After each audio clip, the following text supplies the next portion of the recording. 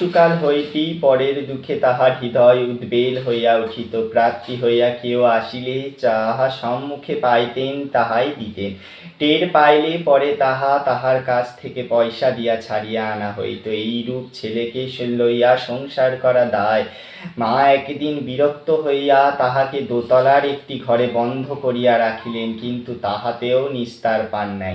নরেন্দ্রনাথ সেখান হইতে রাস্তায় একজন প্রার্থীকে দেখিয়া আলমারি খুলিয়া মায়ের একখানি মূল্যবান বস্ত্র বাহির করিলেন এবং জনালা গলাইয়া তাহার নিকট ফেলিয়া দিলেন। দীন দুঃখিনী প্রতি এই সমবেদনায় বীজই অঙ্কুরিত ও বর্ধিত হইয়া পরজীবনে তাহাকে নির্যাতিত অবহেলিত দুস্থ জনগণের জন্য কাঁদাইয়া তুলিয়াছিলেন।